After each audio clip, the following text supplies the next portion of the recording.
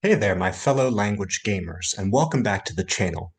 My name is Matthew Boyle, and I'm the designer of this language learning card game. It's called Heading into Language Land. We are playing with the online version of it every Saturday. We have various languages in a rotation. We have active groups right now for Japanese, Turkish, Spanish, and Mandarin. Those groups play in that order every Saturday throughout every month. We've been doing this for a long time, since April of 2023. The events are free and we welcome all levels, so if you want to come out and play with us, you can visit languagecardgames.com.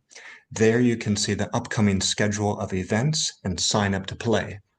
In today's video, I want to show you how this actually works. I want to give you an up-close look at the game, but I really hope that you will come out and join us sometime because we have a really amazing set of groups going full of fun-loving and positive people from around the world. So it's a great way to make friends and make memories around your target language. Now check out how the game looks here. I've set up a few things already. I've set up the board, I've got the pawns there. People, when they join the room, they would type in their name, choose a game piece, and choose a character. The characters are up here on the top right. When you hover your cursor over a card, it's going to enlarge that card so you can see it better. And if you click the cards, they flip over.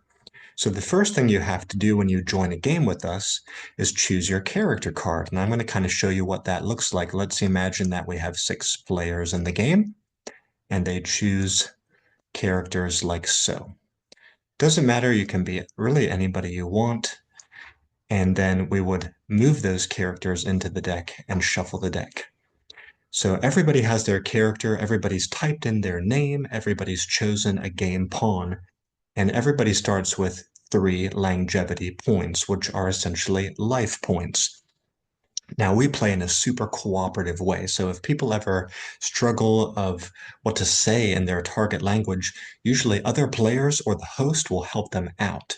And we usually have a high-level speaker or native speaker of our target language in the game with us to help teach and guide us. So the points are just kind of like a little bit of a gimmick. You don't need to take it so seriously. No one ever really loses when we play because we have a motto that if everybody learns, everybody wins. And we're trying to help everybody to be able to say something. So a typical turn will go like this. Let's imagine that I'm this red pawn here. The very first thing that you do on your turn is flip over a card next to your current position. And this shows where you intend or would like to move. So in a lot of games, you roll the dice first and then move a certain number of spaces. In this game, we do not do that. This game is a little bit different in that regards. So you see we have a dice here that will come into play later. So if my current position is right here and I want to enter the board, I might flip over this card. And we can see that it's an ally. Now there's different types of cards in the game. If you encounter another character who has the same color name as your own, that's an ally. And what you would do to call that ally onto your team is to pass a topic on their card or speak about a topic on their card. So I would roll the dice. I see I got a 5. In this game, the number 4 and number 5 categories tend to be harder. The number 2 and number 3 categories tend to be easier.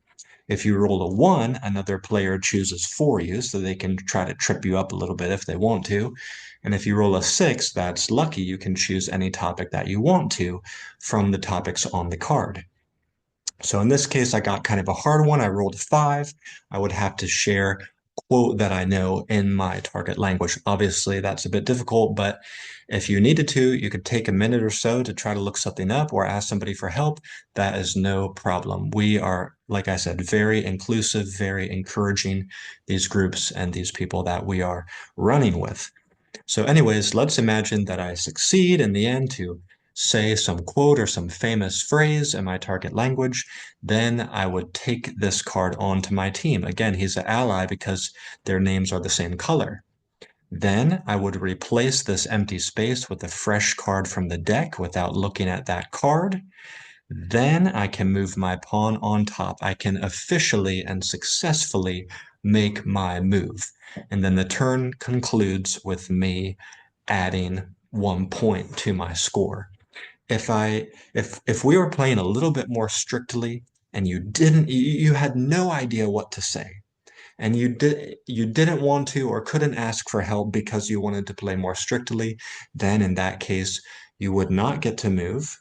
That character card that we discovered would stay there on that spot and we would flip it back over and you would lose a point and your turn would be over. But that kind of thing rarely happens because usually we're playing in a cooperative way and we try to help everybody to succeed on their turn. Okay, so that I basically showed you the steps of the turn now. Let's run through it again with a different type of card. I'm going to show you some different types of cards that I've prepared here. So let's imagine that we come back around. It's my turn again. I could move to the card below me, to the card on the diagonal, or to the card to my right. You see, those are my three choices. Remember, the first step of the turn is to flip over a card next to your current position, showing where you want to go. So let's imagine that I want to go here. Well, here I've encountered a special weapon or pickup. Similar to encountering an ally, you would have to speak about a topic on this special pickup or weapon, or in some cases, animals, to let them join your team. So I would roll the dice, try to speak successfully about the number two topic. I got a number two on the dice. The topic is season, so talking about spring, summer, fall, winter, and so on. We speak in our target languages according to our ability level. So a single word is fine. A single word that fits the category, you could just say spring, or you could just say winter. Or if you feel more ready, more capable, you could make a sentence about the topic, or even start a little conversation with somebody about the topic. We do that sometimes too. If you succeed, you take the pickup or the weapon onto your team, replace the space, move your pawn, up 1 point. These are the steps of the turn. If you have more cards on your team, that's going to help you when you encounter bad guys and other players. Let's see what this next one is. I think, oh, it's a location. Forget that for a minute.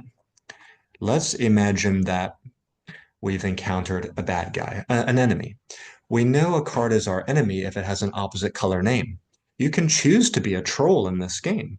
If you encounter other cards with a white color name, those will be your enemies if you are the troll. You can be any character you want to in this game. But so for me, the troll is an enemy. He has an opposite color name. In this case, when you want to attack an enemy character card on the board or another player in this game, which also can happen, in those cases, you would refer to the topics on your team cards.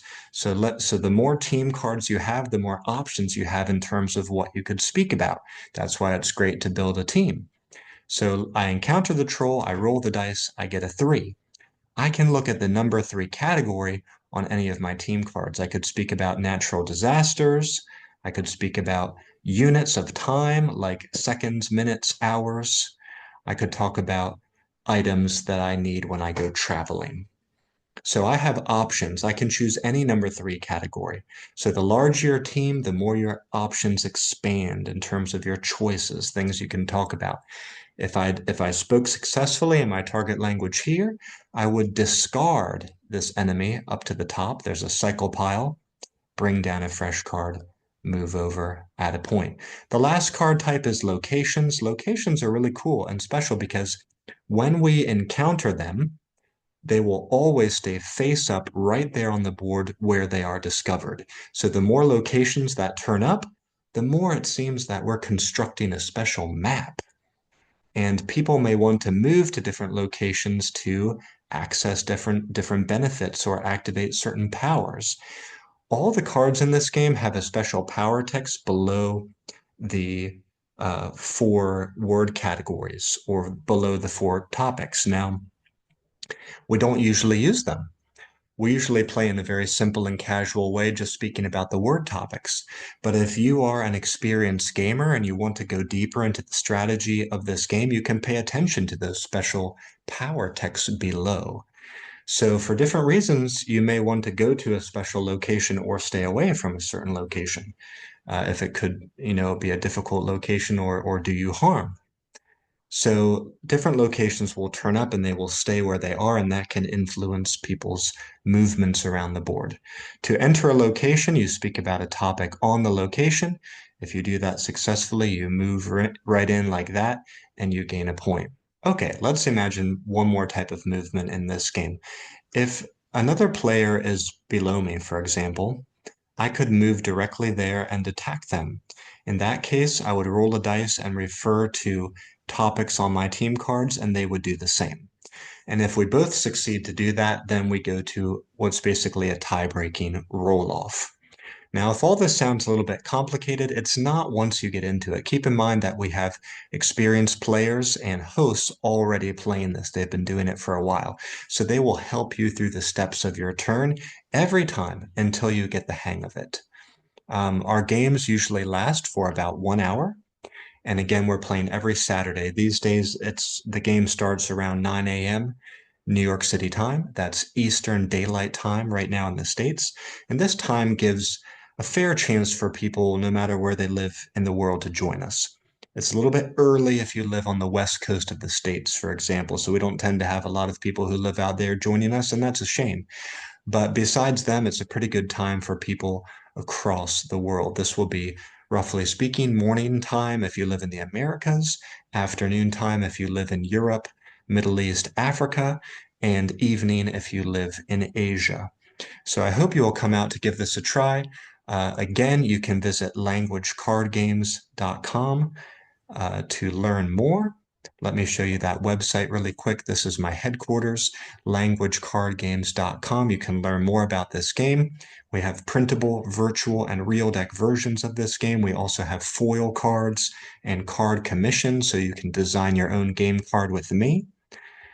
And the schedule is here. Players' reviews from social media are up here. The quick and easy sign-up form is right there. And we have a leaderboard to keep track of our top players. So our top players will get prizes at the end of the year. We are about to put up our 2025 leaderboard. We start tracking players' progress after they have joined 5 games or more. And we are at that point now in 2025 where people are going to start popping up on the leaderboard. But there's still time for you to get in on the game. There's still time for you to have 5 or more games before the end of the year. I hope you can get some prizes too. But check out all the top players from 2024. All of these people got some pretty amazing prizes, free decks, and other resources at the end of the last year. This is languagecardgames.com, and we also show live playthroughs of this game, virtual and real deck format on the tabletop right here on this channel. So be sure and subscribe, and I'll see you back here in the next one. Thanks so much for watching. Good luck with your language learning journey. Bye-bye for now.